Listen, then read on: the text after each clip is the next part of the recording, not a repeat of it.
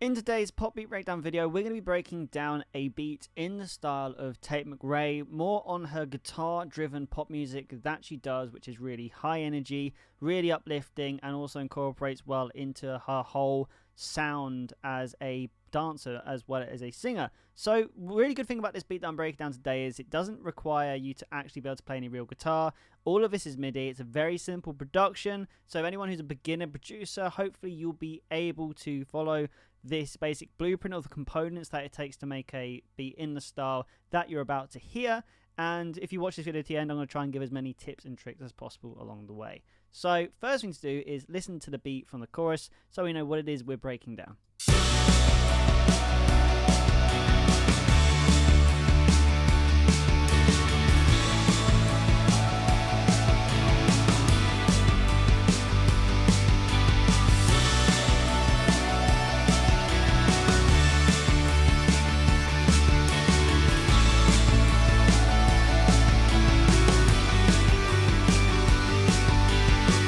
So this is basically a very much pop rock kind of structured track. We got drums, we got guitar, bass, and there's also synth elements as well as some little effects going on in the background.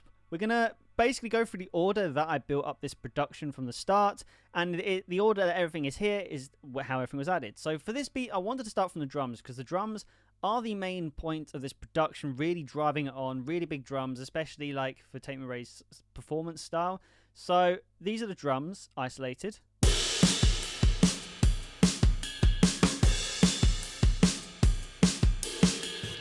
And what I've used for the drums is the French Connection drum kit, which is the multi-channels kit in Logic Pro X.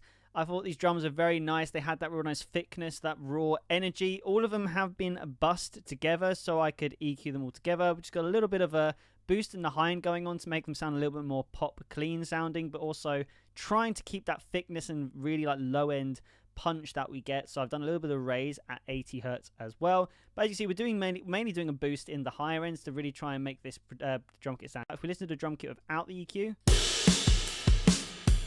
and then with, just adds that tiny little bit of extra lift that we need for the drums. The drum beat itself, very, very simple. If we just listen to the drum beat with just the kick and the snare and the hi-hat. Very simple with just some little added fills happening in the middle. But again, like it's very, very simple, very pop in its production. Now, the next thing I wanted to focus on was the guitars, because again, the guitars are very driving in this track and you want to get them right. So we want to firstly have a muted guitar in, because the muted guitar is that classic power chords which is really driving any song, because when it comes to the verses you can have these playing, but also in the chorus it adds a little bit of extra percussive element to the actual overall guitar sound. So I'm using the electric vintage, using the 8th toolbox and just the 8th Act 4 muted, which is very simple but it works very effectively and just sounds very clean. So with the drums you've already got a very good bass sound for this production. Now again, just focusing on the drums, next one I want to add is a full power chord version of that as well, so then that's what I put on top.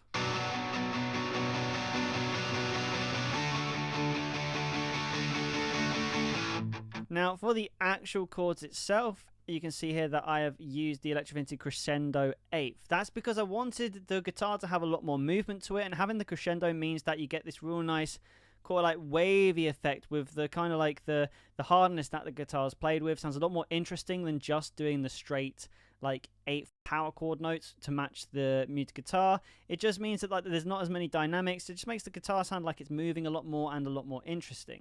And then the last thing that I really wanted to do was add a sustained for the overall root note of the key. So I can't remember exactly what the key was for this song, but it's on B, it was in D major. So this is a D chord that's been played and it's persistent throughout, and when it's laid on top, you can hear it harmonizes really well. That sustained D chord just adds that high end, but it just makes it sound full, because this is covering more the low end, this is covering more the mids, this is covering more the highs. So the guitar is one of the main features of production, so you want it to fill as much as possible, and that's what we've done. Everything is got the wide panning on, so everything's out to the sides of the mix, which adds a doubling effect. And then the next thing we get to is the guitar just for the pre-chorus and the chorus to add a lot more lift. This is just an extra layer added in. Now this one is a lot more ambient because it's a very dry mix so far. Just the drums, obviously they got reverb, but the guitars don't have much reverb. So having guitar with a little bit of ambience helps fill in the gaps at the sides of the mix, but also in the production as well. Kind of like having a pad as well as a guitar, and having a clean guitar as well just adds a different sound, which blends it in together. Actually really suits all the guitars together. So if we listen to all the guitars now.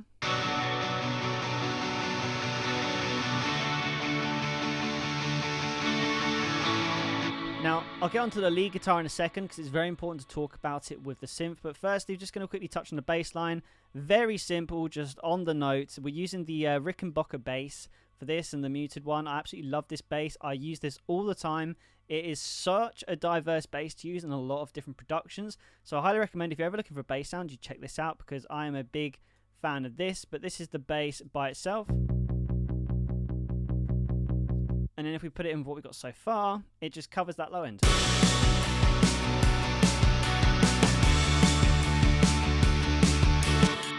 Now, we're going to get on to the lead, which you hear in the second part of the chorus.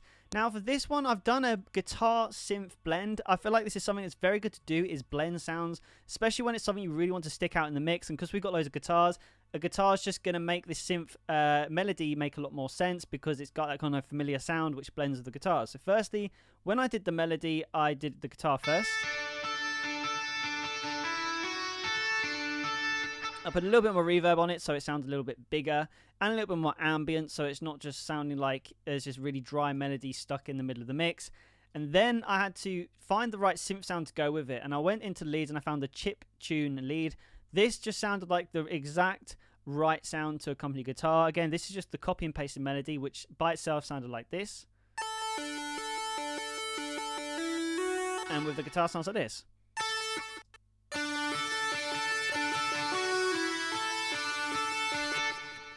A lot of times when you hear pop rock tracks which have some kind of synth melody, if you listen very closely, you will hear some underlaying guitar. It's just a very standard thing that you can do in these kinds of productions. And when I was the track that I was modeling from the Tate McRae for this had this same technique as well. So this is very much still a Tate McRae kind of thing. Now the next thing to do is just try and fill in the gaps which are left, add a little bit more ambience, a little bit more production value. So that is to have some synths. Now what I really wanted to do was try and incorporate the same synth lead as a pad in the background, kind of like I've done with the guitar, because that just adds to the fullness of the track.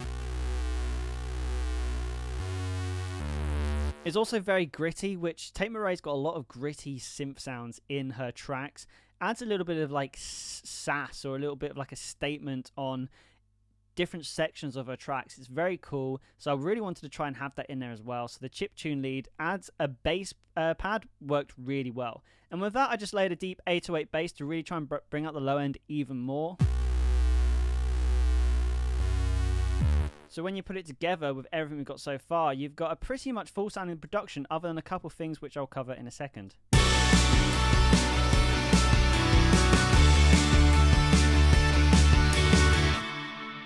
Now the last thing we want to do is really make it sound like $1 million production, and it's the little details which can do that. So Tate McRae, she has a lot of little ad-libs, a lot of little bits of vocals which she uses to almost use as an instrument in her tracks, or use as a pad, or uses an extra little bit of a transition. So what I wanted to do was try and find a vocal which I could have in the background to kind of flutter there, but add that kind of wow factor to it. So I went into Splice and I found a vocal ad-lib which I really liked. I had to pitch up 3 semitones from B major to get it to D major, but this is the sample. Now I've done a lot to this. If I turn off all the plugins, this is what the original vocals sound like. As you can see, it's very light, very airy, but I really wanted to try and make it sound darker, so it's pushed more into the background. So I put a massive cut on the high frequencies to just under 2 kilohertz. And then I've added in a reverb very big reverb, 4.8, 100% mix. Really, again, we're trying to chuck this vocal into room. We don't want it to be a main feature of the production. We want it to just sit in the background. And then lastly, just tape delay just to help it flutter a little bit more, which makes it sound like this, which will sound so cool in the background. And lastly, just topping off of a riser, which is just from Splice. This just really helps with the transition to the chorus, just adding a little bit of extra production value. I could add some more crashes, but we've got crashes in the drums. And again, I want this to feel like a proper pop rock kind of track, or a, you know, the track with drums, guitar, bass. So adding in some more synth sounding crashes just doesn't make sense in this kind of production. It's not necessary. But when you put it all together, again, this is what the finished track is.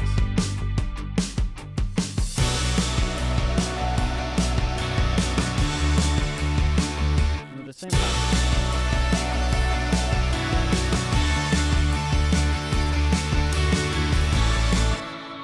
And that's the track. Again, this track is in D major. It's 150 BPM. And if you want this beat for yourself, by the way, I'll leave a link below so you can download this beat free for non-profit use, or purchase licensed if you want to release it on all major streaming platforms. But yeah, guys, that is this Tate McRae pop rock track breakdown. I hope you enjoyed it. And if you did, smash the subscribe button, as it's the best way to support the channel. And make sure you never miss another beat breakdown like this. But yeah, guys, thank you so much for watching. Keep making music, and I'll see you in the next video.